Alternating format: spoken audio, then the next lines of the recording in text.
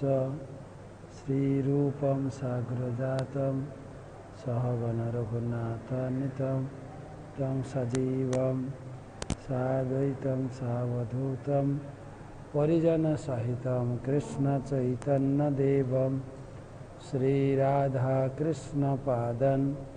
सहगण ललिता श्रीविशाखान्वितांश्च नमो विष्णुपादाय कृष्णप्रेष्ठाय भूतले श्रीमते भक्तिवेदान्त स्वामिनिति नामिने नमस्ते सारस्वते देवे गौरवाणी प्रचारिणे निर्विशेषशून्यवादी पाश्चात्यदेशतारिणे वाञ्छाकल्पतरुभ्यश्च कृपा सिन्धुभ्येव च पतितानां पावनेभ्यो वैष्णवेभ्यो नमो नमः। जय श्री कृष्ण चैतन्य प्रभु नित्यानंद श्री अद्वैत गदाधर श्रीवासदि श्री गौरभक्तवृंद। हरे कृष्ण कृष्ण कृष्ण हरे हरे, हरे राम राम राम हरे हरे। ओम नमो भगवते वासुदेवाय, ओम नमो भगवते वासुदेवाय, ओम नमो भगवते वासुदेवाय। नारायणं नमस्कृत्यं नरं चैव नरोत्तमं देवीं सरस्वतीं व्यासं ततो जयमुदीरये।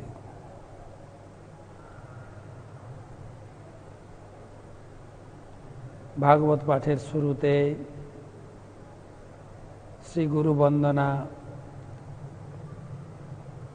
आमार परमाराध्य गुरुपाद मध्वं विष्णुपाद अष्टोत्तर शत श्री श्रीमद जयपताका स्वामी गुरु महाराजेर चरणे प्रणति निवेदन करी एवं तार कृपा आशीर्वाद भिक्षा करी। नमो विष्णुपादाय कृष्णप्रेष्ठाय भूतले श्रीमते जयपताका स्वामिनिति नामिने नमो आचार्यपादाय निताय कृपाप्रदायिने गौरकथा धामदाय नगरग्रामतारिणे।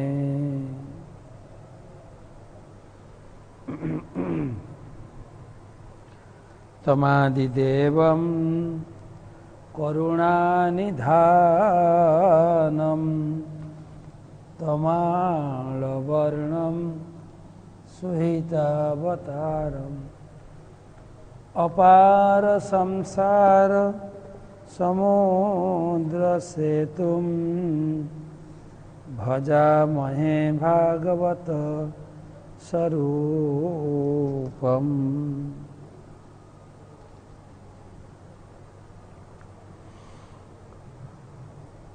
ग्रंथराज श्रीमद् भागवतम प्रथम स्कंध आज के नतून अध्याय एकादश अध्याय प्रथम थेके आमरा आलोचना करब।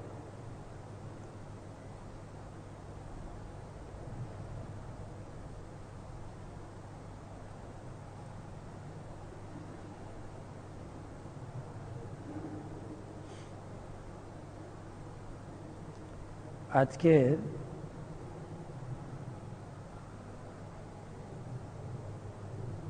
भागवत महत्व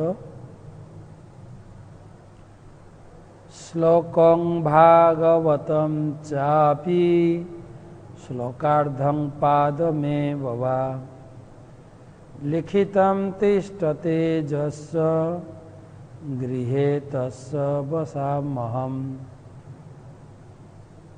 श्लोकं भागवतं चापि श्लोकार्धं पादमेव वा लिखितं तिष्ठते यस्य गृहे तस्य वसाम्यहम्। जार घरे भागवतेर एकटी श्लोक अर्धक श्लोक अथवा श्लोकेर एकटी पद लेखा थाके तार घरे आमी निवास करी। ভগবান তার পুত্র ব্রহ্মাকে বলছেন, হে ব্রহ্মা, হে বৎস, যার ঘরে ভাগবতমের একটি শ্লোক, অর্ধেক শ্লোক অথবা শ্লোকের একটি পদ লেখা থাকে, তার ঘরে আমি নিবাস করি।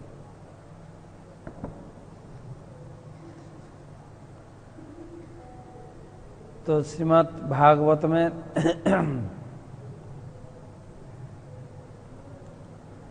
আমরা প্রথম স্কন্ধ ভগবানের চরণ,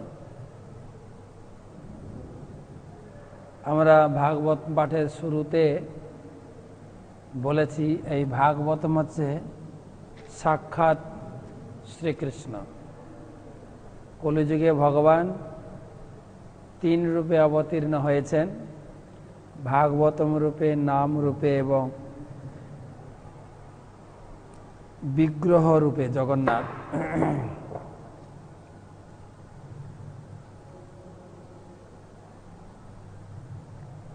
তো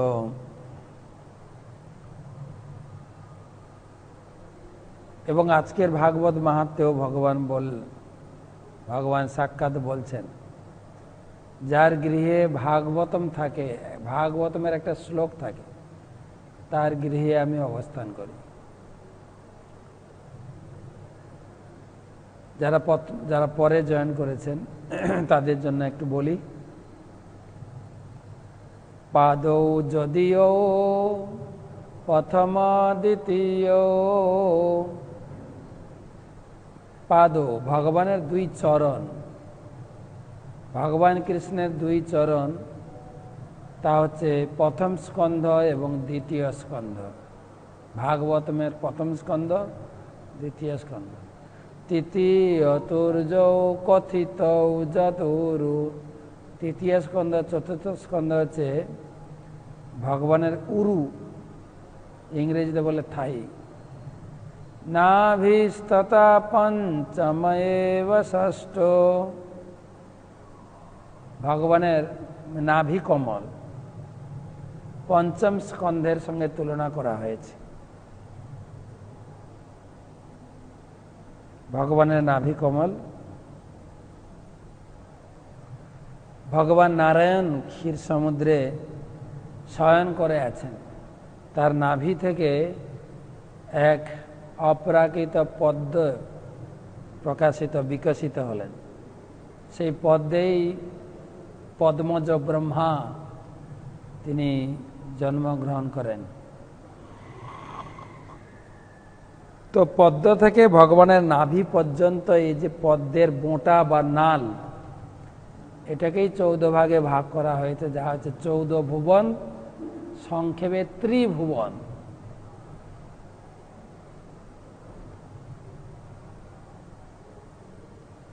আর সমস্ত বর্ণনা আপনি পঞ্চম স্কন্ধে পাবেন।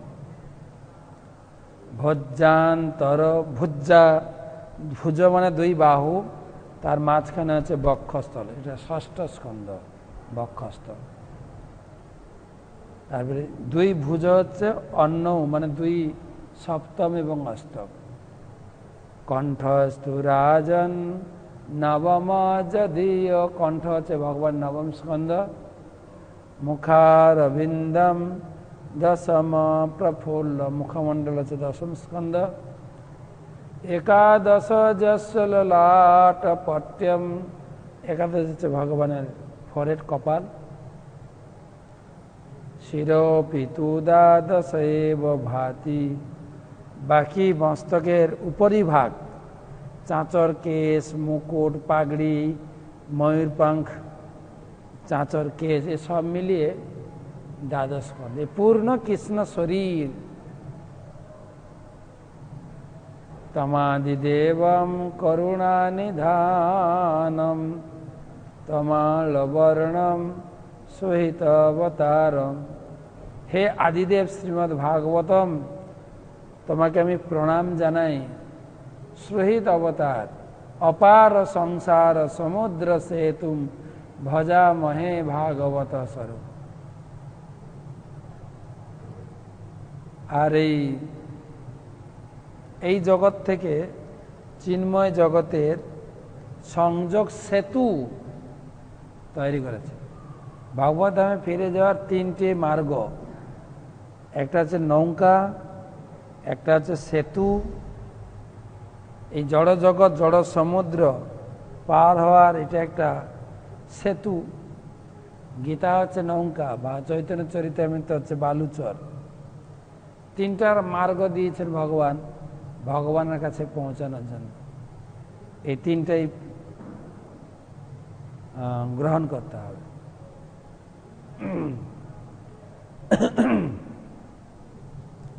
আর সেই ভাগবতম হচ্ছে প্রথম স্কন্ধে আমরা পড়ছি ভগবানের চরণ। এখানে 19টা অধ্যায় আছে। আমরা প্রথম অধ্যায় থেকে দশম পর্যন্ত সম্পূর্ণ করেছি। প্রথম অধ্যায় হচ্ছে ঋষিদের প্রশ্ন, ঋষিদের 6টা প্রশ্ন। জীবের মঙ্গল কি, দ্বিতীয় প্রশ্ন মঙ্গল লাভের পন্থা কি, 3, 4, 5 তিনটা প্রশ্ন হচ্ছে ভগবান কৃষ্ণ সম্বন্ধে, তিনি এই জগতে কেন জন্মগ্রহণ করলেন, কি কি লীলা করলেন এবং তার বিভিন্ন যুগে বিভিন্ন লীলা, বিভিন্ন অবতারের লীলা সম্বন্ধে বলুন। এই হচ্ছে 5টা প্রশ্ন। 6 নম্বর প্রশ্ন হচ্ছে যে ভগবান কৃষ্ণ এই জগৎ থেকে চলে যাওয়ার পরে ধর্ম কাকে আশ্রয় করে আছে। দ্বিতীয় অধ্যায়ে দিব্য ভাব ও দিব্য সেবা, 2টো প্রশ্নের উত্তর দেওয়া হয়েছে। শ্রেয় হচ্ছে কৃষ্ণ সেবা, সবাই পুংসং পরধর্ম, যত ভক্তি অধো খোঁজে অহেতুকি অপ্রতিহতা জয়াত্মাসু প্রসিদতি। অহেতুকি ভগবান কৃষ্ণের প্রতি অহেতুকি অপ্রতিহতা।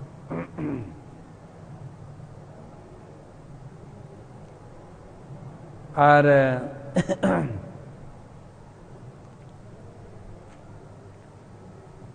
সেই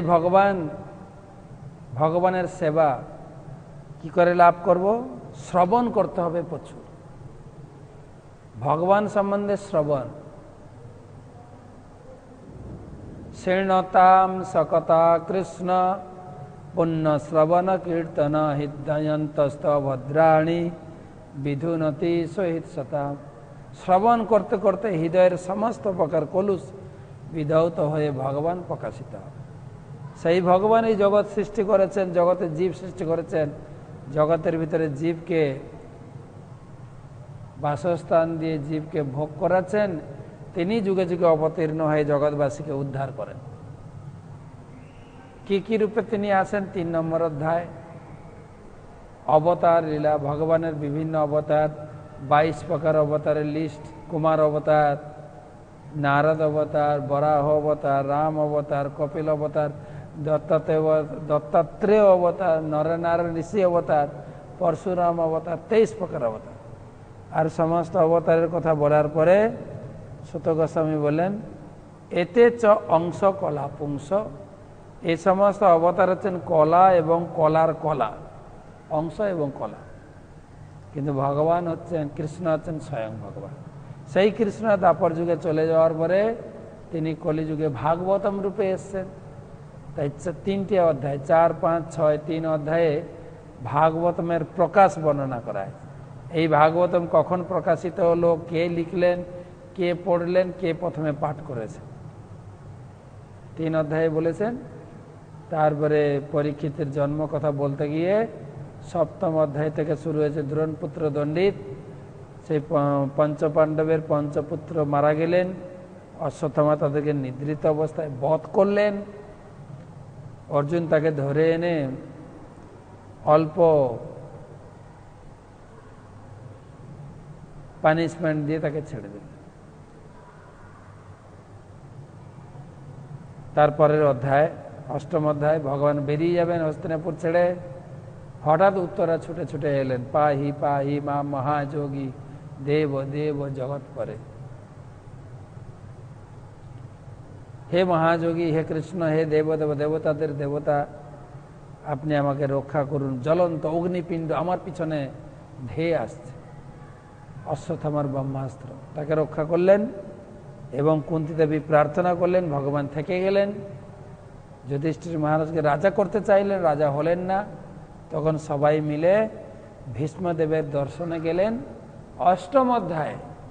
আর ভীষ্মদেব নির্দেশ দিলেন, যুধিষ্ঠির তুমি রাজা হও এবং দেশের রক্ষণাবেক্ষণ করো। তার যুধিষ্ঠির রাজা হলেন। ভীষ্মদেব তার স্তুতি করতে করতে, ভগবানের গুণকীর্তন করতে করতে এই জগৎ থেকে চলে গেলেন।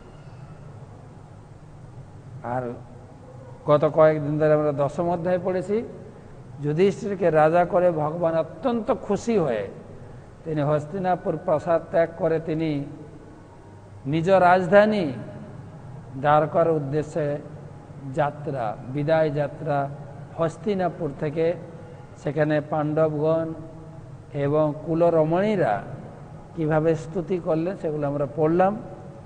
ভগবান তাদের সকলকে আশীর্বাদ করতে করতে বিভিন্ন রাজ্য পেরিয়ে ভক্তদের অভ্যর্থনা গ্রহণ করতে এবং সকলের উপর আশীর্বাদ করতে করতে দ্বারকায় পৌঁছে গেছেন। আজকে দ্বারকাতে রিসেপশনের প্রস্তুতি। দ্বারকায় আমি নোট পাঠিয়েছি আপনাদের, আপনারা পেয়েছেন। আজকের আলোচনা 1 থেকে 5, ভগবান কৃষ্ণের দ্বারকায় প্রবেশ, একাদশ অধ্যায়, শ্লোক নাম্বার 1।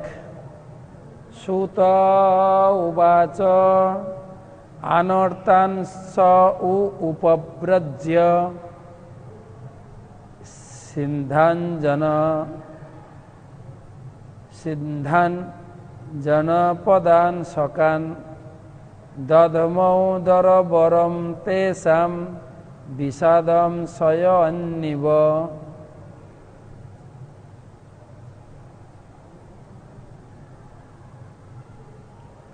ভগবানের দ্বারকার উপকণ্ঠে তিনি পৌঁছে গেছেন, গেটে। অনর্তান স উপব্রজ্য সিদ্ধান জনপদান সকান দধমৌদরবরম তেষাম বিষাদম সয়ন্নিব। তো সুত গোস্বামী এই কথাকে আরো এগিয়ে নিয়ে যাচ্ছেন। তিনি বললেন,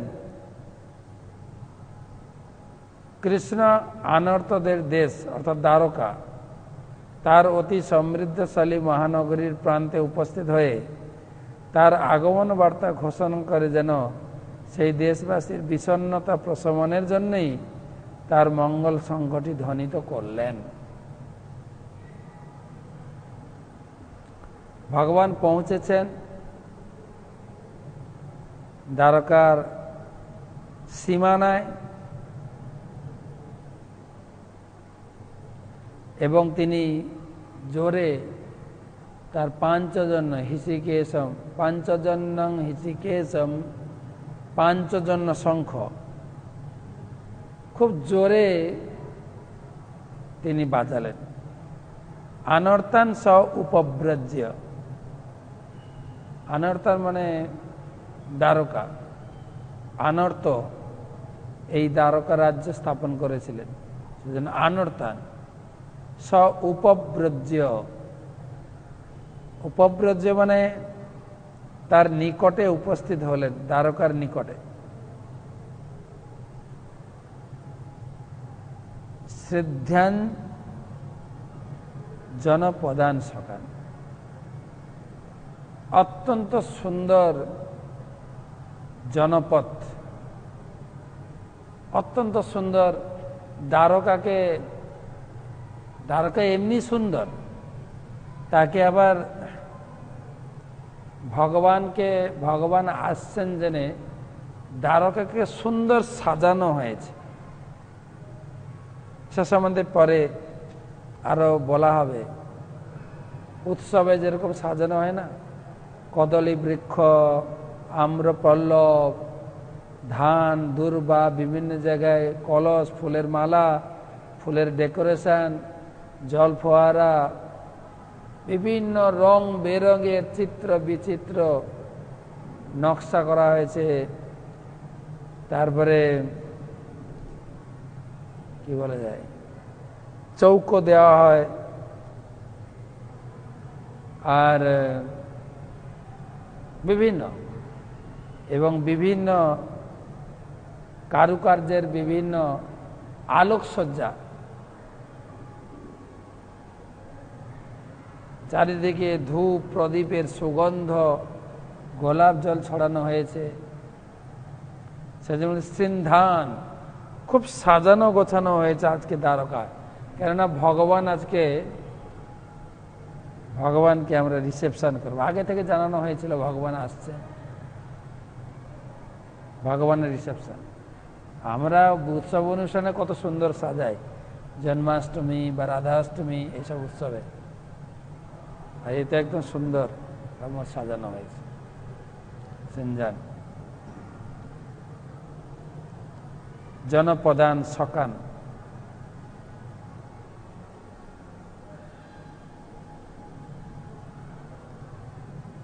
এবারে দধমৌ দরবরম তেসাম, দরবরম দধমৌ তেসাম, তিনি দধমৌ মানে বাজালেন। তার যে বিখ্যাত শঙ্খ পাঞ্চজন্য হৃষিকেশ, গীতাতে বলেছে, ভগবান তার সুন্দর শঙ্খ নিয়ে শঙ্খধ্বনি করলেন। দরবরম বিষাদম শয়ন্নীব, ভগবানের বিরহে দ্বারকাবাসী বিষাদ, ভগবানের অভাব বোধ করেছিলেন। ভগবান বহুদিন হস্তিনাপুরে গিয়েছিলেন, কুরুক্ষেত্রের এই যুদ্ধের প্রস্তুতি পর্ব থেকে শুরু করে যুদ্ধ সমাপ্ত পর্যন্ত। তারপরেও যুদ্ধ সমাপ্ত হওয়ার পরেও ভগবান কিছুদিন থেকে গেলেন।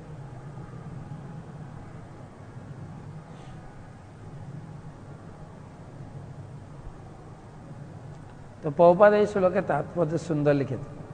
প্রিয়তম ভগবান কুরুক্ষেত্র যুদ্ধের কারণে তার সমৃদ্ধিশালী রাজধানী দ্বারকা থেকে দীর্ঘকাল অনুপস্থিত ছিলেন এবং তার ফলে সেখানকার সমস্ত অধিবাসীরা তার বিরহে বিষাদাচ্ছন্ন ছিল। ভগবান যখন পৃথিবীতে অবতরণ করেন তখন তার নিত্য পার্শ্বদরাও তার সঙ্গে আসেন, ঠিক যেমন রাজার অনুচরেরা সবসময় রাজার সঙ্গে থাকেন। ভগবানের সেই পার্শ্বদরা হচ্ছেন নিত্য মুক্ত আত্মা এবং ভগবানের প্রতি তাদের অনুরাগের ফলে এক পলকের জন্য ভগবানের বিরহ সহ্য করতে না পেরে, তাই সহ্য করতে পারেন না, তাই দ্বারকার নগরীর অধিবাসীরা বিষাদাচ্ছন্ন ছিলেন। তারা যে কোনো মুহূর্তে ভগবানের আগমনের প্রত্যাশা করেছিলেন। তাই মঙ্গল শঙ্খের আগমন সূচনা ধ্বনি বিষাদ প্রশমিত করে তাদের হৃদয়ে উৎসাহের সঞ্চার বর্ধিত করেছিল। তারা সকলে তাদের মাঝখানে ভগবানকে দর্শন করতে উৎসুক হয়েছিলেন। তারা সকলে তাকে যথাযথ স্বাগত জানাবার জন্য তৎপর হয়েছিলেন। এইগুলি ভগবানের প্রতি স্বতঃস্ফূর্ত প্রেমের লক্ষণ।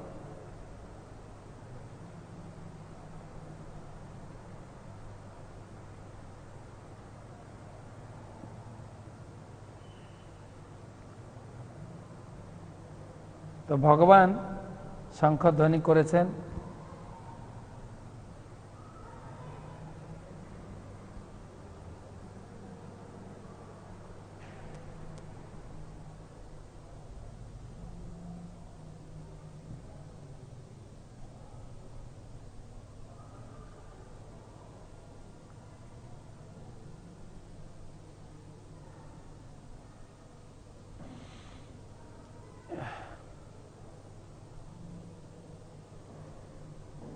তো কিরকম শঙ্খধ্বনি ছিল তার বর্ণনা দিচ্ছেন সুত গোস্বামী।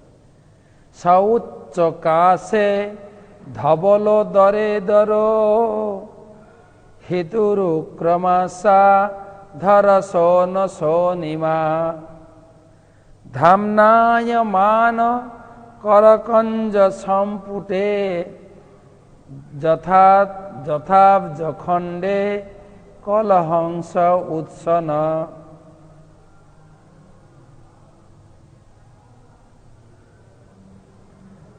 ছয়ুচ্চ কাশে ধবল দরোদর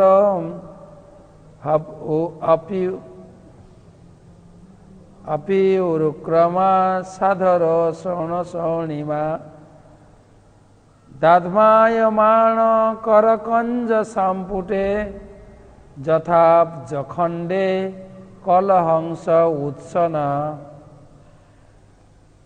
এই শ্লোকের অনুবাদ: শুভ্র স্ফীতদর শঙ্খটি পরমেশ্বর ভগবানের করকমলে বিধৃত হয়ে তার দ্বারা ধ্বনিত হলে তার অপ্রাকৃত অধরষ্টের স্পর্শে সেটি রক্তিমাভ হয়ে উঠেছিল। তখন মনে হচ্ছিল এটি শুভ্র রাজহংস যেন রক্তিমাভ কমল দলের মিলন মধ্যে উচ্চরূপে খেলা করছে। দৃষ্টান্ত দিয়ে বুঝিয়েছেন, সউচ্চ কাশে ধবল দর দর। উচ্চ আকাশে ভগবান অনেক উচ্চ ছিলেন, সেখানে তিনি শঙ্খধ্বনি বাজাতেন, উচ্চ আকাশে মনে হচ্ছে। আর কি ধবল উদর, শুভ্র উদর, সেই শঙ্খ।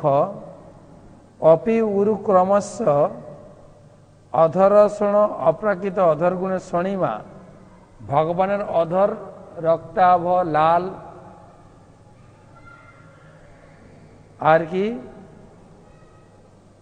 দধায়মান ধ্বনিত হচ্ছিল, করকঞ্জ সম্পুটে, তার করকমলে ধৃত, যেমন অব্জ খণ্ডে পদ্মনালে করহংস রাজহংস উৎসন উচ্চনাদ।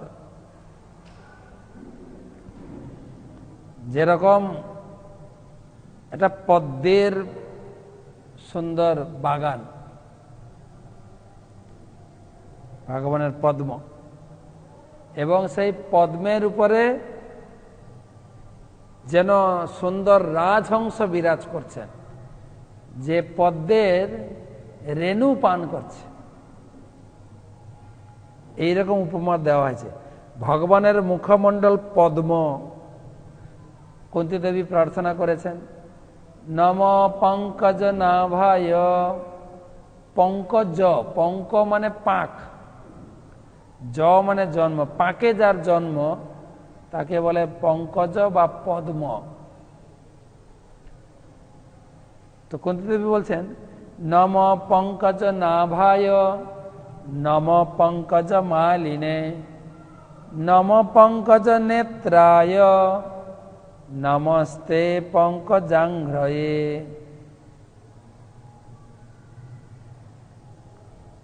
নম পঙ্কজ নাভায়।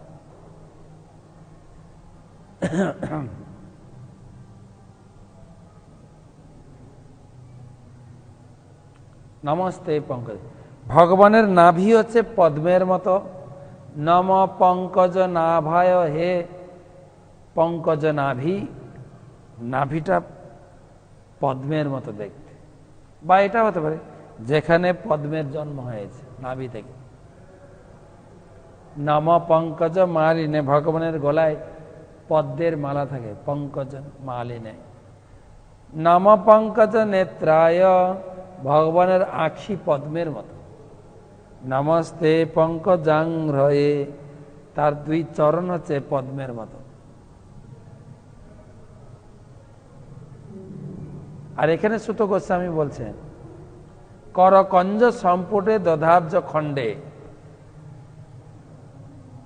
ভগবানের মুখমণ্ডল যে পদ্ম সদৃশ মুখমণ্ডল, সে পদ্ম মুখের মধ্যে দুটো লালিমা ঠোঁট, পদ্মের কর্ণিকা,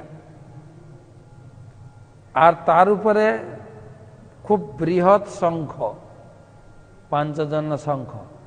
সেটা কেমন লাগছে? যেন রাজহংস বিরাজ করছে মুখে, পদ্মের উপরে যেন রাজহংস বিরাজ করছে। প্রভুপাদ তাৎপর্য লিখেছেন, ভগবানের অধর স্পর্শে শ্বেতশঙ্খের রক্তিমা পারমার্থিক মাহাত্ম ব্যঞ্জক। ভগবান পূর্ণ চিন্ময়, জড় হচ্ছে চিন্ময় অস্তিত্বের সম্বন্ধে অজ্ঞানতা। প্রকৃতপক্ষে চিন্ময় জ্ঞানের আলোকে জড় বলে কেউ নেই। পরমেশ্বর ভগবান শ্রীকৃষ্ণের সান্নিধ্য লাভের ফলে তৎক্ষণাৎ চিন্ময় জ্ঞানের আলোক প্রকাশিত হয়। সমস্ত অস্তিত্বের প্রতিটি অনুপরমাণুতে ভগবান রয়েছেন। তিনি যে কোনো ব্যক্তির কাছে তার উপস্থিতি প্রকাশ করতে পারেন। ভগবান অতি প্রগাঢ় প্রেম ভক্তি দ্বারা ভগবানের চিন্ময় সান্নিধ্যের ফলে সবকিছুই ভগবানের হস্তধৃত শঙ্খের চিন্ময় রক্তিমা প্রাপ্ত হয়। পরমহংস বা পরম বুদ্ধিমান ব্যক্তিরা চিন্ময় আনন্দ স্বরূপ বলে ভগবানের পাদপদ্মারূপ পদ্মের দ্বারা তার নিত্য অলঙ্কৃত হয়ে কলহংসের মতো ক্রীড়া করেন। বলছেন হংসের সঙ্গে তুলনা করেছে এই শঙ্খকে, আবার ভক্তদেরকেও সেই পরমহংসের সঙ্গে তুলনা করে। ভগবানের এই বেদ জ্ঞান সমন্বিত পরমহংস এই শঙ্খ, কম্বুনা বলা হয়, কম্বুনা ভাগবতের চতুর্থ স্কন্ধে বলা হয়েছে কম্বুনা পপর্শ কপলে। এই শঙ্খধ্বনি বেদের মতো বেদধ্বনি, এবং এই শঙ্খ থেকে সমস্ত বেদ বিকাশ হয়েছে। ভগবানের মুখমণ্ডল থেকে বেদ বিকাশ, ভগবান শঙ্খের মাধ্যমে বেদ বিকাশ করেছেন, বেদের প্রকাশ। এই শঙ্খ যখন স্পর্শ করিয়েছিলেন ধ্রুব মহারাজ, ধ্রুব 5 বছরের শিশু ছিলেন। 5 বছর শিশু লেখাপড়া শুরু করে না, কিন্তু পিতার উপরে রাগ করে ঘর থেকে বেরিয়ে জঙ্গলে তপস্যা করতে শুরু করলেন মাতার আদেশে।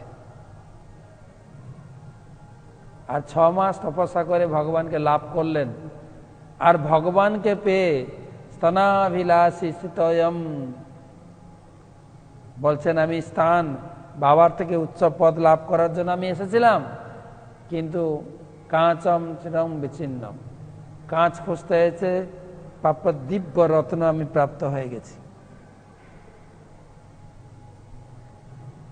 আর ভগবানকে বন্দনা করতে চাইছেন, মুখ থেকে কিছু বেরোচ্ছে না, কিছু সংস্কৃত শ্লোক কিছু জানা ছিল না।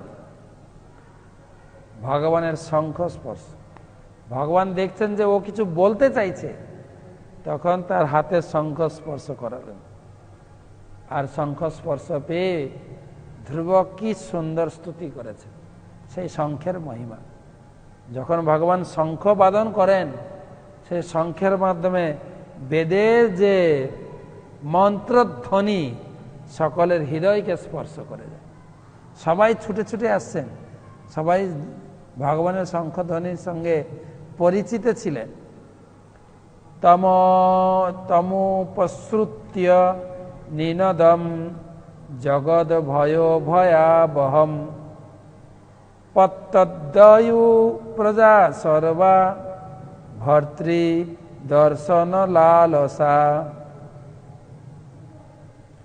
তমোপশ্রুত্য নিনদম জগৎ ভয় ভয়াবহম প্রত্যদ্বয়ু প্রজা সর্বা ভর্তি দর্শন লালসা।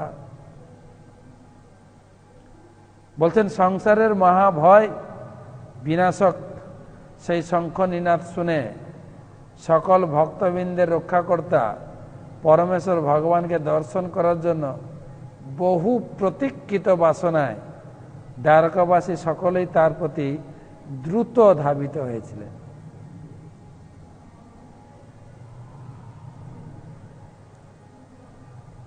তমুপশ্রুত সেই শঙ্খধ্বনি শ্রবণ করে সবাই শুনেছিলেন, সবার কানে পৌঁছেছে। ভগবানের শঙ্খধ্বনি, বংশীধ্বনি, 3 প্রকার বংশী, মুরলী, বেনু এবং বংশী।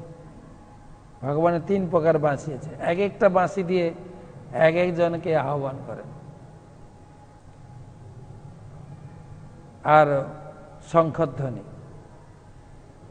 এই শঙ্খধ্বনি শ্রবণ করে নিনদম, এই শঙ্খধ্বনি শ্রবণ করে জগৎ ভয় ভয়াবহম, সমস্ত প্রকার ভয় বিদূরিত হল, সমস্ত প্রকার ভয়।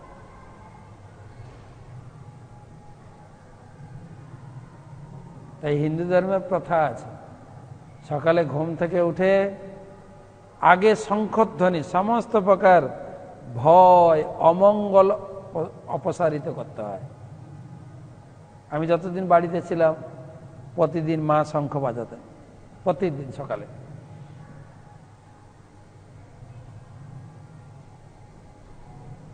মা ছাড়াও আরো গ্রামের মহিলারা শঙ্খ বাজাবেন। এবং বর্তমানে এই করোনার পরিস্থিতিতেও আমার গুরুদেব ওং বিষ্ণুবাদ শ্রীশ্রীমৎ জয় পতাকা স্বামী গুরুদেব, তো উনি বলে দেন, প্রতিদিন ঘোষণা করছেন কখন সূর্য উদয় হবে আর কখন সূর্য অস্ত যাবে। ঠিক সেই সময়, একদম একজাক্ট সেই সময় আপনি শঙ্খধ্বনি করবেন, উলুধ্বনি করবেন, হরিধ্বনি করবেন, হরির নাম কমপক্ষে 5 মিনিট কীর্তন করবেন, নাচবেন, শঙ্খ কাঁসর ঘন্টা বাজাবেন। কেননা এই অমঙ্গলকে দূর করার জন্য, অমঙ্গল দূর করার জন্য।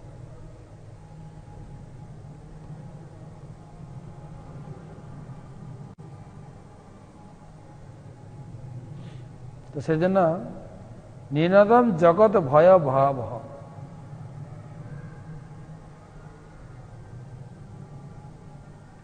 এবং গুরুদেব নিজে একটা সুন্দর শঙ্খ রেখেছেন ওনার কাছে।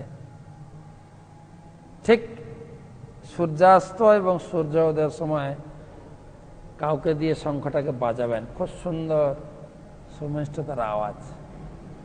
আপনি যদি এখন মায়াপুরে আসেন শুনতে পাবেন। সেই শঙ্খ নিনাদ শুনে জগৎ ভয় ভয়াবহ, যত প্রকার ভয়,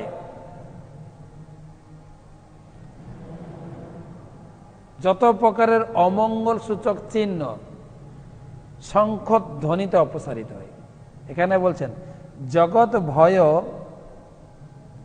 ভয়াবহম, সমস্ত ভয় বিদরিত হয়ে গেল। তা আপনারও আপনাদের উপলব্ধি আছে, এই জগতে যত প্রকারের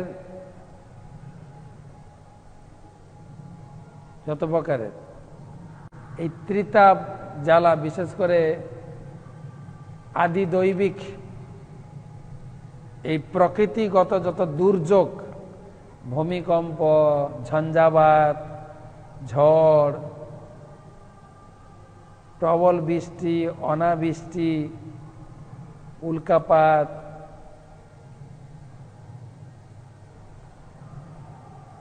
আমরা শুনি। যারা আমাদের ঘরে, যারা আমাদের কি বলা যায় বয়োজ্যেষ্ঠ সম্মানীয় ব্যক্তি যারা রয়েছেন, দাদু ঠাকুমা জেঠু, তারা বলে, আরে মায়েরা শঙ্খধ্বনি করো, শঙ্খধ্বনি শঙ্খধ্বনি, সমস্ত প্রকার দুর্যোগ কেটে যাবে।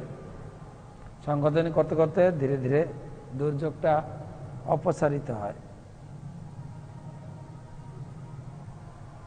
তো সেই জন্য বলছেন জগৎ ভয় ভয়াবহম, সমস্ত প্রকার ভয় উদ্বেগ থেকে সবাই মুক্ত হয়ে ফ্রেশ হয়ে যাবে। পত্তদ্বয়ু প্রজা সর্বা, আর তখন দ্বারকার সমস্ত নাগরিকরা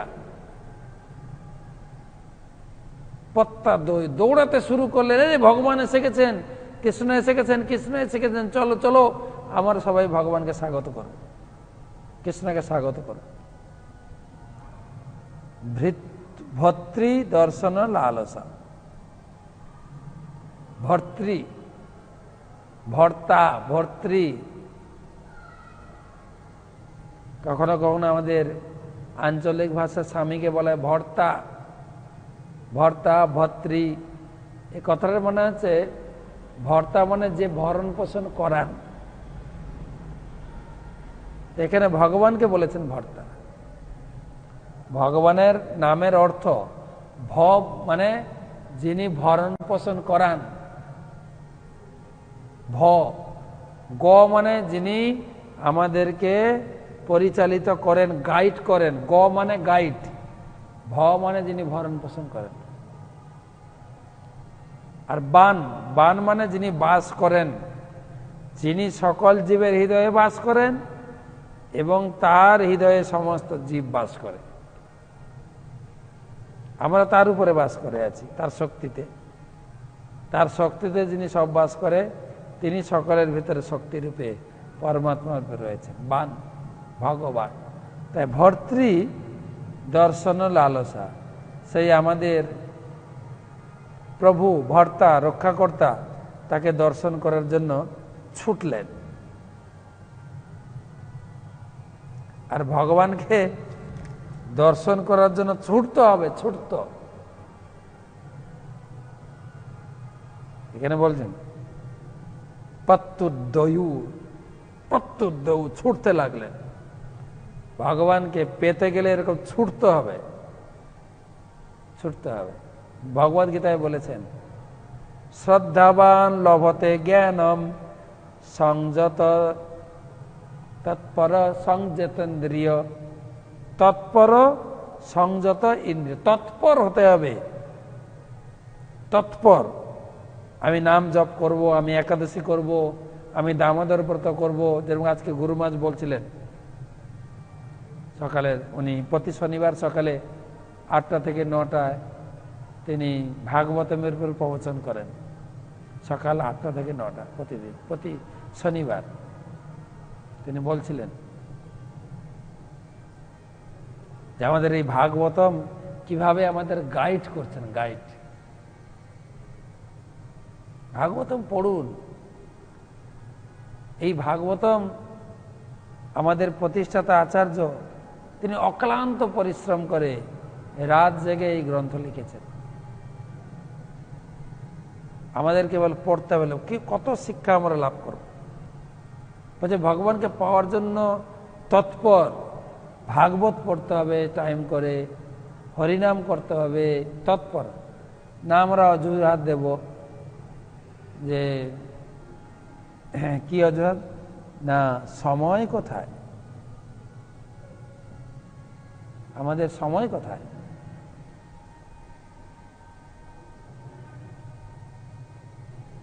তৎপর।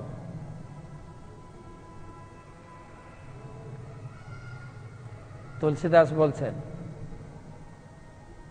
সর্প উঠে হরি মিলে তো তালি জিয়ে দৌড়। যদি হরিকে পাওয়ার জন্য দৌড়াও দৌড়াও দৌড়াও, দৌড়াতে দৌড়াতে হোঁচটকে যদি পড়ে যাও, মাথা ফেটে যায়, সর ফুটে, মাথা যদি ফুটে যায়, উঠে আরো দৌড়াও দৌড়াও ভগবানে। কেন না জানি এদের মে গ্রহ হবে আর, না দেরি হয়ে গেলে আর একজন খরিদ্দার এসে যদি হরিকে কিনে নিয়ে চলে যায়। সেজন্য বলছে পত্তদ্বয়ু।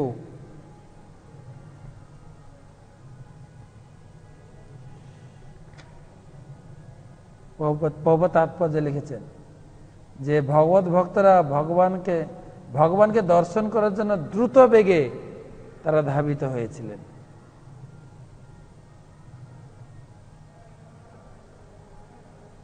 চার এবং 5 একসঙ্গে।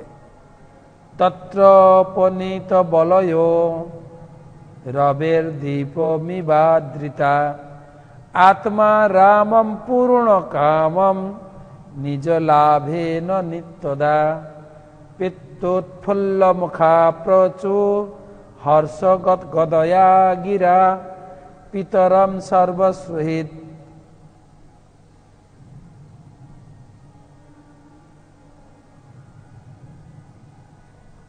সুহিত সুহৃদম পিতরম সর্বসুহৃদম অবিতারম বারভকা তত্রোপনীত বলয় রবের দীপ মিবাদ্রিতা আত্মা রামম পুণ্যকামম নিজ লাভেন নিত্যদা পিত্তোৎফুল্ল মুখা প্রচু হর্ষগত গদয়া গিরা পিতরম সর্বসুহৃদম। ইবা তারমিবার ভকা, তারা ছুটে আসছিলেন। নগরবাসীরা তাদের উপহার সামগ্রী নিয়ে পরমেশ্বর ভগবানের সমক্ষে উপস্থিত হলেন এবং যিনি পূর্ণ পরিতৃপ্ত এবং স্বয়ং সম্পূর্ণ, যিনি তার আপন শক্তির দ্বারা সকলকে নিরন্তর সব কিছু দিয়ে থাকেন, তাকে সেই অর্ঘ্যগুলি নিবেদন করলেন। এই সকল উপহার সামগ্রী যেন সূর্যের কাছে প্রদীপ নিবেদন করার মতোই হয়েছিল। তবুও সন্তানরা যেভাবে তাদের পিতা, বন্ধুবান্ধব, অভিভাবককে সমাদর করে থাকে, সেভাবেই নগরবাসীরা পরমেশ্বর ভগবানকে অভ্যর্থনা জানাবার মানসে দিব্য আনন্দে উচ্ছ্বসিত স্বরে কথা বলতে লাগলেন। অনেকগুলো কথা বলা হয়েছে এখানে, আমাদের অনেক শিক্ষণীয় হয়েছিল। ভগবানকে স্বাগত জানানোর জন্য তাদের ঘরের লোক ছুটে যাচ্ছিলেন, খালি হাতে নয়, উপহার সামগ্রী নিয়ে। উপহার,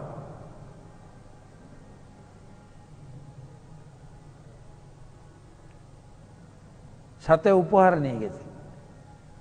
তত্র পনীত বলয় রবের দীপ ইবামৃতা, তারা সেখানে দৌড়ে যাচ্ছিলেন, খালি হাতে না, উপহার নিয়ে গেছিলেন। উপহার দিয়ে ভগবানকে ইনভাইট করুন। বাড়ির লোক তো উপহার দিয়ে ইনভাইট করার কি দরকার, শেখানো হচ্ছে। ভগবানের উপহারের প্রয়োজন নেই। আমরা কখনো কখনো মনে করি ভগবানকে আমরা অনেক কিছু দিলাম, না, ভুল কথা। এখানে উদাহরণ দিয়েছেন রবে দীপ মিবাদ্রিতা। রবি মানে সূর্য, সূর্যকে প্রদীপ দেখানো হয়, কেমন লাগবে? সূর্যের এত প্রকাশ, তাকে প্রদীপ দেখানো হচ্ছে। উদাহরণ কত সুন্দর দিয়েছে। প্রভুপাদ লিখেছেন, এমন নয় যে তার সে সমস্ত বস্তুর প্রয়োজন আছে, কারণ সবকিছু তার থেকে উৎপন্ন হয়েছে। এখানে ভগবানকে কিছু নিবেদন করার সঙ্গে সূর্যদেবকে দীপ নিবেদন করার তুলনা করা হয়েছে। সূর্যকে প্রদীপ দেখানো। ভগবানকে কি উপহার দেবে? সবকিছুই তো ভগবান। কিন্তু অনেকগুলো উদাহরণ এখানে দেওয়া হয়েছে। যেমন সূর্যকে প্রদীপ দিয়ে আরতি করা হয়, ঠিক ভগবানের জিনিস ভগবানকে দিয়ে ভগবানের আনন্দ বিধান। আমাদের আঞ্চলিক ভাষায় বলে গঙ্গা জলে গঙ্গা পূজা। এসব ভগবানের সম্পত্তি। আমার শরীর, আমার আত্মা, ভূমি, জল, বায়ু, অগ্নি, আকাশ, মন, বুদ্ধি, অহংকার সব কৃষ্ণ আমাদের সবকিছু দিয়েছেন। দেয় কৃষ্ণ, নেয় কৃষ্ণ, পালে কৃষ্ণ, সবে কৃষ্ণ আমাদেরকে দিয়েছেন, দেয় কৃষ্ণ। যখন এর অপব্যবহার করবেন, প্রয়োজন শেষ হয়ে যাবে, ন্যায় কৃষ্ণ, কৃষ্ণ গুটিয়ে নেবেন। দেয় কৃষ্ণ, ন্যায় কৃষ্ণ, পালে কৃষ্ণ, সবে কৃষ্ণ সবাইকে পালন পোষণ করছেন। রাখে কৃষ্ণ, মারে কৃষ্ণ, ইচ্ছা করে যাবে। কৃষ্ণ আপনাকে রাখতে পারেন, কৃষ্ণ আপনাকে মেরে দিতে পারেন, ইচ্ছা করে যাবে। তাই এখানে বলছেন তারা সবাই উপহার নিয়ে এসেছিলেন। এখান থেকেও আমরা একটা শিক্ষা পাই, ভগবানের মন্দিরে গেলে খালি হাতে যাবেন না, উপহার নিয়ে যাবেন। যদিও আমাদের মন খুব ছোট, আমরা কারো বাড়িতে গেলে খালি হাতে যাই না, আত্মীয় বাড়িতে গেলে খালি হাতে যাই না, সাথে কিছু নিয়ে যাই। খালি হাতে যাই না তো। বড় মিষ্টির হাঁড়ি, রসগোল্লার হাঁড়ি, কত সুন্দর প্যাকেট। কিন্তু যখন মন্দিরে যাব কি নিয়ে যাব বলুন? কারো বাড়িতে যাব, এত বড় সুন্দর মালা বানিয়ে নিয়ে যাব, হ্যাঁ, বিয়ে বাড়ির মালা, বা কি বলে আজকে আমার বন্ধুর কি বলে বিবাহ বার্ষিকী অ্যানিভার্সারি হবে, ম্যারেজ অ্যানিভার্সারি। কত সুন্দর গোলাপ ফুলের মালা নিয়ে যাব, ফুলের তোড়া নিয়ে যাব। কি যখন মন্দিরে যাব কথা শুনি তখন কি মনে হয়, এ ছোট্ট ডালাতে দুটো দুর্ব ঘাস, দুটো বেলপাতা, তুলসী পাতা, ছোট্ট দুটো ফুল, ছোট্ট একটু কলা, একটু বাতাসা। কারো বাড়ি যাব সুন্দর প্যাকেট মিষ্টি, কত রকমের মিষ্টি, রাজভোগ, রসগোল্লা, রসমালাই, পান্তোয়া, খাজা, গজা, লাড্ডু, ভ্যারাইটি। সঙ্গে সঙ্গে এটাকে উল্টে দেন। যখন মন্দিরে যাব শুধু খালি দোকানদারকে বলে দেবেন আমি মন্দির দর্শন করতে যাব, একটু মিষ্টি নেব, ব্যাস। দোকানদার এইটুকু প্যাকেট বের করবে, এইটুকু দোকানদার জানে।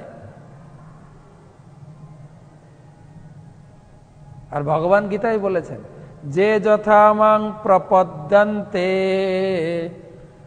তাং ততৈব ভজাম্যহম। যে আমাকে যতটুকু দেয় আমি ততটুকু প্রতিদান দিই। তুমি ছোট দিচ্ছ, আমিও ছোট দেব। ভগবান গীতায় বলে উপহার, উপহার ভগবানের জন্য তো উপহার দেব। যদিও গীতায় ভগবান বলেছেন আমার কিছু লাগে না, পত্রাং পুষ্পং ফলম তোয়ম জমে ভক্তা প্রজেচ্ছতি। আমার কিছু লাগে না, পাতা, তুলসী পাতা, ফল, জল, পত্রং পুষ্প আর পুষ্প দিলে আমি সন্তুষ্ট। কিন্তু সঙ্গে সঙ্গে ঘুরিয়েছেন কথা, আমার ভক্তরাও আমাকে নিবেদন খাবে, আমাকে ফল, জল, পুষ্প নিবেদন করে যদি সন্তোষ হয়, তোমাকে ওটা খেয়ে থাকতে হবে। তাই সঙ্গে সঙ্গে ঘুরালেন, যৎ করসি যদ অশ্নাসি যজ্জুহসি দদাসি যৎ তপস্যসি কৌন্তেয় তৎকুরুষ্ব মদর্পণম। তুমি যা খাও আমাকে নিবেদন করে খাবে। তুমি যদি এক হাঁড়ি রসগোল্লা খাও তো আমাকে দেবে না? আমার জন্য এইটুকু বাতাসা? আরে ভগবানের দেওয়া জিনিস, আর ভগবান খেয়েও ফেলেন না, এটাও মনে রাখা দরকার। আপনি তো লোকের আত্মীয় বাড়ি নিয়ে যাবেন বা জামাইকে ডেকে ঘরে খাওয়াবেন, খেয়ে দিয়ে যাবে আবার গালাগালি করে যাবে, এটা দিল না, এটা দিল না, কি রকম পচা রসগোল্লা সব নিয়ে এসছে। ভগবান কিছুই বলেন। আর যা নিবেদন করবেন পুরো আপনাকে ফেরত দেন। আপনি প্রসাদ হিসাবে খান, তার কি টেস্ট, উপহার। তাই মন্দিরে গেলে উপহার নিয়ে যাবেন। বাড়িতে যদি আপনার ফল থাকে, গায়ের দুধ থাকে, পুষ্প থাকে, নিয়ে যাবেন। ঘরে সুস্বাদু নারকেল লাড্ডু, মিঠাই বানিয়ে নিয়ে যাবেন, ভগবানকে নিবেদন করবেন, নিবেদন করে নিয়ে এসে ঘরে প্রসাদ খাবেন, সুস্বাদু সুন্দর করে বানাবেন। উপহার দেখেন, দ্বারকাবাসীরা ছুটছেন, যে যার সামর্থ্য নিয়ে উপহার। যদিও ভগবানের আত্মারামম পূর্ণ কামম শ্লোকে দেখেন, তিনি আত্মারাম, তার কোনো কিছু প্রয়োজন নেই, তিনি পূর্ণ কামম, কিন্তু নিজ লাভেন নিত্যদা, তার প্রয়োজন নেই, তিনি সবসময় সন্তুষ্ট। আরেকটা উদাহরণ দিয়েছেন শ্লোকে দেখেন, যে পিতরম সর্বশ্রহিদম। যেরকম কোনো ছেলে বা মেয়ে, ছোট বড় যা হোক, বাবাকে এসে একটা চকলেট, বাবা তোমার জন্য আমি বাজার থেকে একটা চকলেট নিয়ে এসেছি, বাবা খুশি হয় কিনা? আপনারা অনেকে বাবা আছেন এখানে, যদিও টাকা কিন্তু আপনার, ওখান থেকে টাকা পয়সা পাবে, তা আপনার টাকা নিয়ে আপনাকে একটু চকলেট কিনে দিলেন। ভগবানও সেরকম, সব ভগবানের সম্পদ। ভগবানের কত দুটো উদাহরণ দিয়ে, পিতরম সর্বশ্রীদম, শ্রীদম ইতারমি ভাবার কথা। যেরকম পিতাকে শিশু কিছু উপহার দিলে পিতামাতা সন্তুষ্ট হন, সূর্যকে দীপ নিবেদন করলে, ঠিক সেই রকম ভগবানকে, ভগবানের কাছে গিয়ে তাদের সমস্ত উপহার নিবেদন করলে। আর তিনি তো আত্মারামম পূর্ণকাম, নিজ লাভে না নিত্যদা, তিনি নিজের শক্তি দ্বারা সবকিছু তার রয়েছে, পূর্ণকাম, আত্মকাম, আত্মারাম। কিন্তু পিত্যুৎফুল্ল মুখা, প্রচুর গদগদায়া গিরা, এবং খুব আনন্দ সহকারে, প্রীত সহকারে সমস্ত উপহার ভগবানের চরণে রেখে গদগদ স্বরে ভগবানের গুণকীর্তন করতেন। ঝরঝর করে জল নামছে, কতদিন পরে ভগবানকে দর্শন করছি, আমাদের যেন আজকে প্রাণ ফিরে এলো।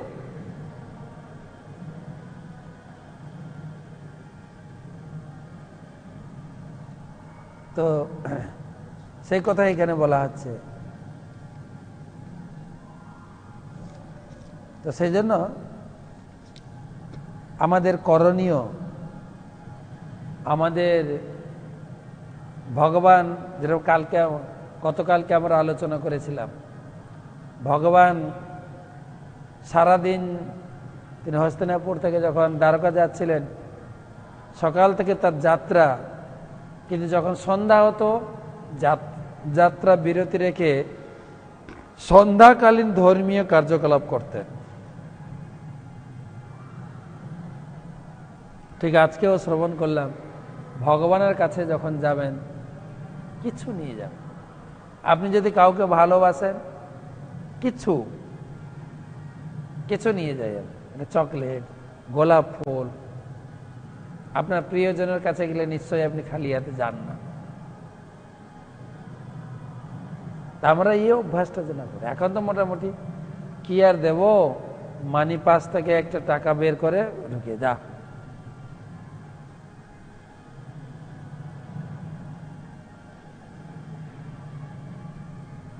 উপহার, ভক্তি রসামৃত সিন্ধিতে বলা হয়েছে প্রিয় বস্তু সমর্পণ। দুটো ভাগ আছে। প্রিয় বস্তু সমর্পণ, আপনার সব থেকে ভালো জিনিস, একটা ভালো জিনিস গিফট দেবেন ভগবান। আরেকটা হয় ভগবান যেটা পছন্দ করেন, প্রিয় জিনিস ভগবানকে দেন। প্রিয় বস্তু সমর্পণ 64 প্রকার যে ভক্তির উপাচার, ভগবানকে পূজা করতে গেলে, আরতি করতে গেলে 64 প্রকার উপাচার রয়েছে ভক্তি রসামৃত সিন্ধু গ্রন্থে। তার ভিতরে একটা উপাচার আছে প্রিয় বস্তু উপহার, ভগবানকে গিফট দিই। আর এটা হচ্ছে কৃষ্ণ ভাবনা। আচার্যগণ বলেছেন, বিষয়ে যে প্রীতি এবে আছই আমার, সেই মতো প্রীতি হোক চরণে তোমার। ঠিক যেরকম আমি যাকে ভালোবাসি, ঘরে আমার ছেলে বা মেয়ে রয়েছে, রাস্তায় জামা কাপড় দেখলে মনে হয় এইটা আমার ছেলেকে মেয়েকে ভালো মানাবে, নিয়ে যাই। ফল দেখলে, কিছু দেখলে, এত সুন্দর সুন্দর ফল একটু নিয়ে যাই বাড়িতে। ঠিক সেরকম ভগবানের কথা মনে আসবে। ফুল দেখলে, আরে এত সুন্দর ফুল ফুটছে, যদি ভগবানের চরণে নিবেদন করতে পারতাম। কিছু কিছু ভক্ত তো বলে, যখন এত সুন্দর ফলের মার্কেট, এত সুন্দর ফল সাজানো আছে, এত সুন্দর ফল, তখন তারা তো বলেই ফেলে যে গোবিন্দায় নমঃ, ওখান থেকে গোবিন্দকে নিবেদন করুন, গোবিন্দায় নমঃ। আজকে এই পর্যন্ত থাকবে যে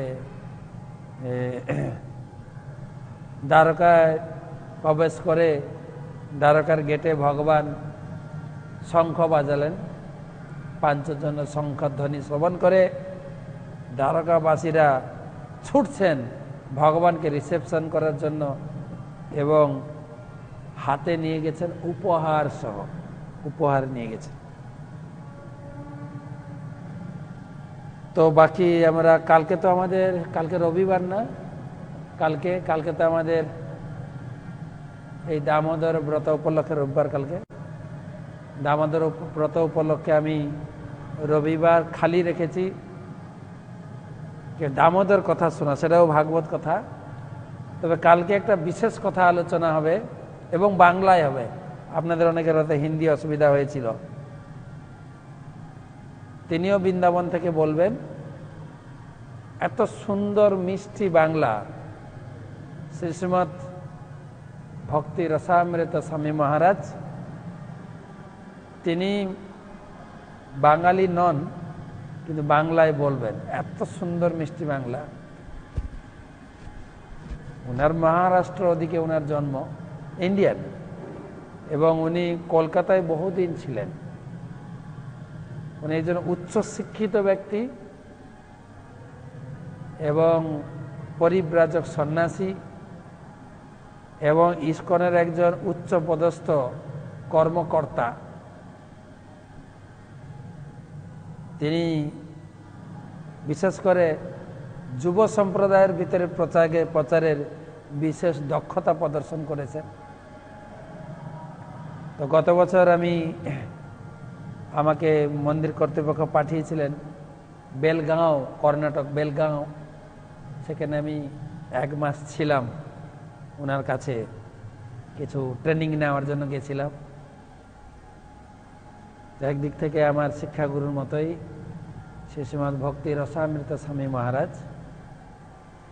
উনি বিশেষ কথা বলবেন যে এতদিন 3টা রবিবার আমরা দামোদর কথা শুনলাম। প্রথম রবিবার গুরু মহারাজ ছিলেন, গুরু মহারাজ এবং শ্রীশ্রীমৎ পুরুষোত্তম স্বামী মহারাজ। পরের রবিবার শ্রীশ্রীমৎ ভক্তি আশ্রয় বৈষ্ণব মহারাজ ছিলেন। গত রবিবার আমরা পেয়েছিলাম শ্রীশ্রীমৎ লোকনাথ স্বামী মহারাজ, যিনি একজন প্রখ্যাত কীর্তনিয়া, আন্তর্জাতিক খ্যাতিসম্পন্ন এবং স্বনামধন্য কীর্তনিয়া যারা ছিলেন। এই রবিবার আসছেন আমাদের শ্রীশ্রীমৎ ভক্তি রসামৃত স্বামী মহারাজ। তিনি বাংলা বলবেন গোপাষ্টমী কথা। কালকে একটা বিশেষ তিথি, গোপাষ্টমী তিথি। কালকের দিনে ভগবান এই গাই চড়ানোর অনুমতি পেয়েছিলেন। কালকে গো পূজা হবে, আমাদের গোশালাতে যজ্ঞ হবে, অনেক অনুষ্ঠান রয়েছে। তবে সন্ধ্যার সময় আপনাদের অনুরোধ করি, আমার এই ক্লাসের টাইমে সন্ধ্যা 6টা থেকে 8টা 2 ঘন্টা আমরা গোপাষ্টমীর বিস্তারিত কথা শ্রবণ করব এবং দামোদর কথা সম্বন্ধে, গোপাষ্টমী সম্বন্ধে কিছু জানার প্রশ্ন থাকলে বাংলায় সুন্দর মিষ্টি, ধীরে ধীরে মহারাজ বলেন মিষ্টি বাংলা। আমি তো মনে করি আমরা বাঙালি, আমাদের থেকেও সুন্দর বাংলা।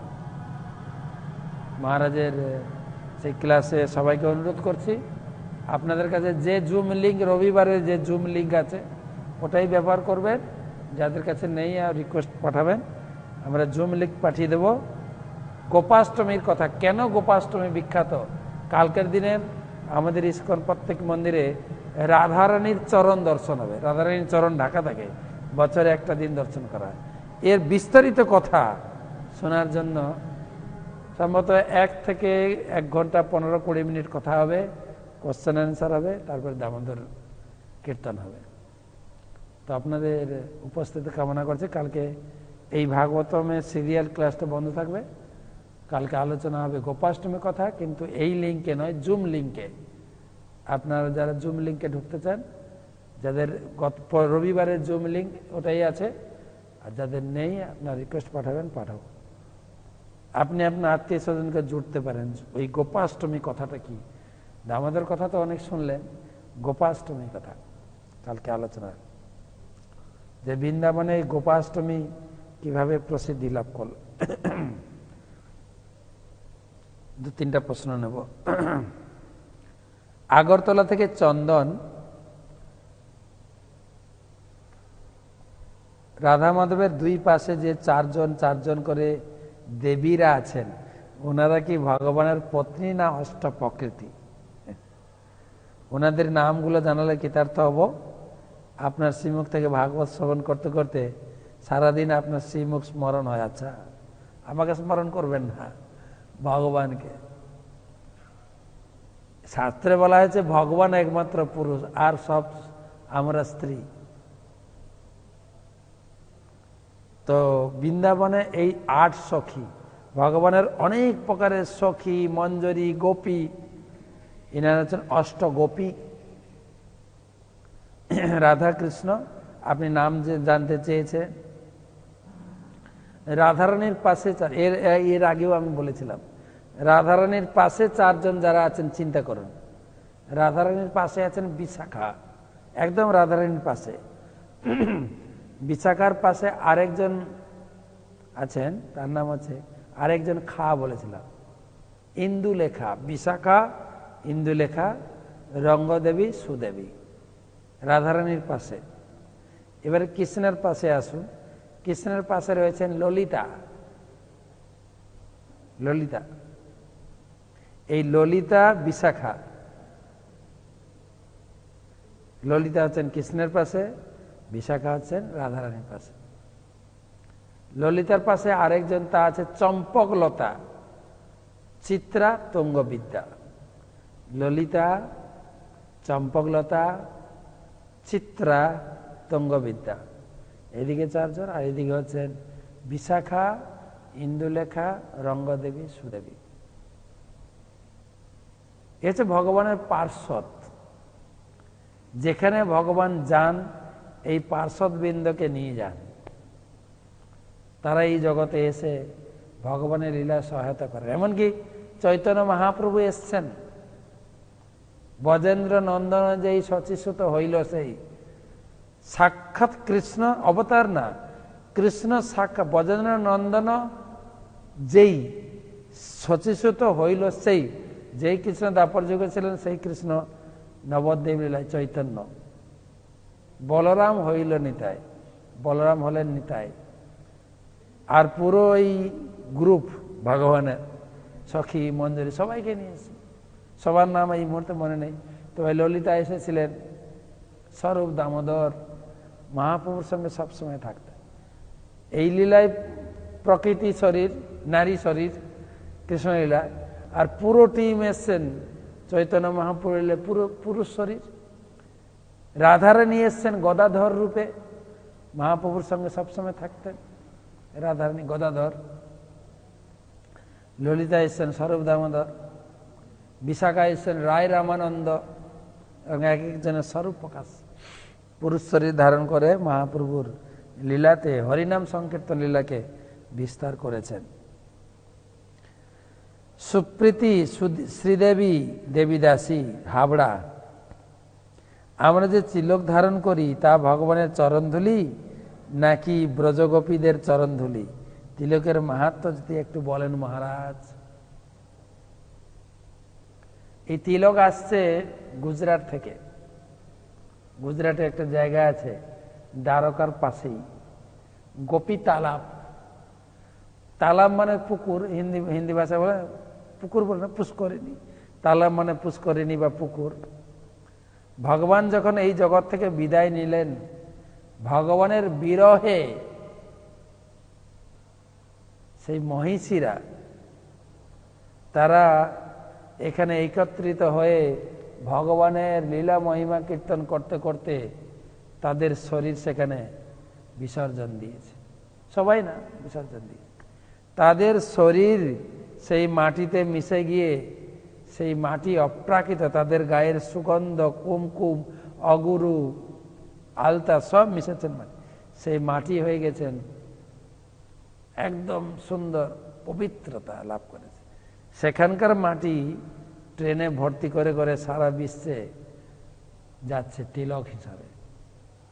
তিলক আপনি যদি যান, এখনো আছে, বেশি দূর না, দ্বারকার কাছাকাছি। আমরা যাই, প্রায় আমাদের তীর্থযাত্রী নিয়ে যাই।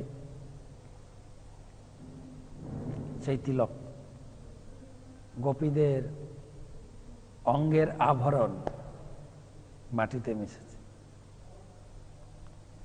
সুভদ্রা দেবী কার কন্যা? বদ্রীনারায়ণ দাস।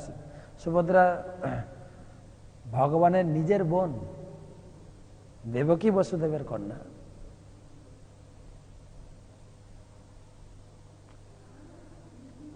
রানীগঞ্জ হতে গণেশ দা বলছি, অষ্টবসুর মধ্যে ভীষ্মদেব অন্যতম। অষ্টবসু সম্বন্ধে সংক্ষেপে কি কথা? আমার এই মুহূর্তে ঠিক মনে নেই, তবে অষ্টবসু অভিশপ্ত হয়েছিলেন। অষ্টবসু স্বর্গ থেকে, এগুলো তো একটা কাহিনী মাত্র। মূলত ভগবানের এই জগতে আসার এটা বিভিন্ন একটা অভিনয় করেছেন। যেরকম রাধারানী এসছেন কৃষ্ণলীলায়, সে গোলক বৃন্দাবন থেকে অভিশপ্ত, এগুলো মেন বিচার্য নয়। এই জগতে আসার একটা মাধ্যম। তিনি অভিশপ্ত, অষ্টবসু অভিশপ্ত হয়েছিলেন এবং তার ভিতরে বেশি দোষী ছিলেন এই মেন ভীষ্মদেব। সেই জন্য সপ্তবসু জন্মগ্রহণ করে উদ্ধার হয়ে গেলেন, গঙ্গাতে ভাসিয়ে দিয়েছিলেন, উদ্ধার হয়ে গেলেন। কিন্তু ভীষ্মদেবকে থাকতে হয়েছিল, বেশি তার বেশি অপরাধ ছিল। আমি স্বর্ণালী দেবনাথ আসাম থেকে বলছি। মহারাজ গোপাষ্টমীর মাহাত্ম্য সম্পর্কে কিছু বলে, যেটা বলছিলাম যে আপনি গোপাষ্টমীর বিস্তারিত বর্ণনা কালকে সন্ধ্যায় 6টা থেকে 8টা আপনার উপস্থিতি কামনা করি। আপনার কাছে যদি গত রবিবারের জুম লিঙ্ক থাকে সেটাই ব্যবহার করবেন, না হলে আমাদেরকে আপনি রিকোয়েস্ট পাঠাবেন জুম লিঙ্কের জন্য। জুম লিঙ্ক পাঠাবো, বিস্তারিত গোপাষ্টমী কথা কালকে শ্রবণ করুন।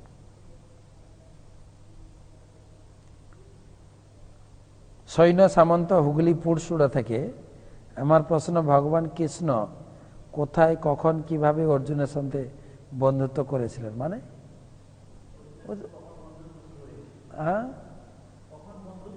এ তো অনেকবার আলোচনা আছে। একে তো মামা তো পিস্তুত ভাই,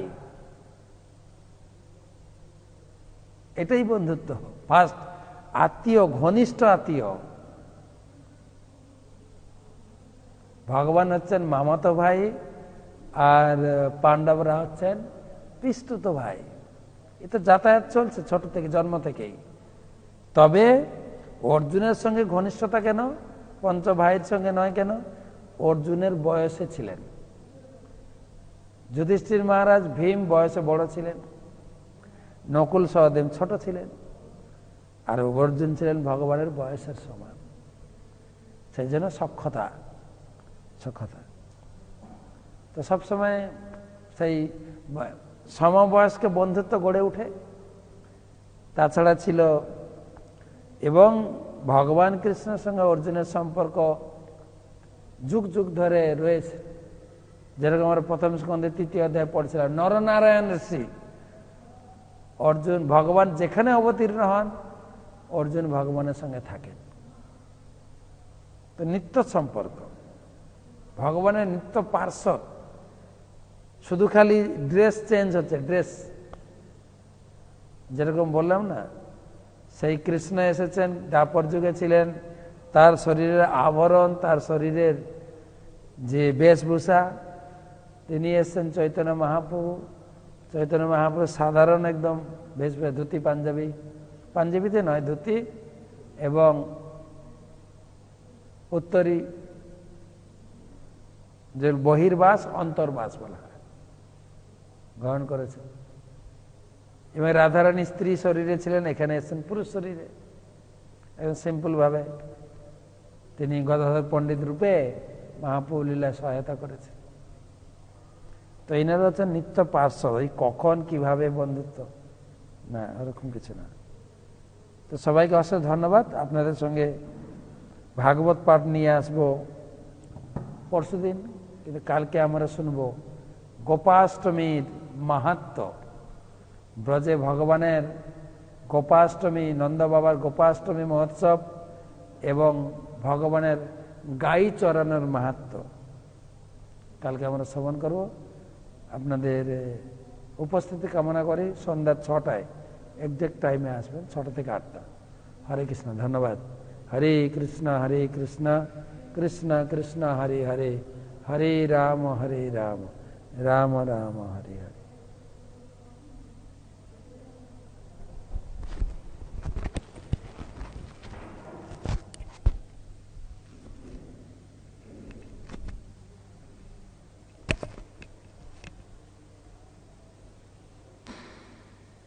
প্রচুর জুম লিঙ্কের ইয়ে আসছে, প্লিজ জুম লিঙ্ক দেবেন, জুম লিঙ্ক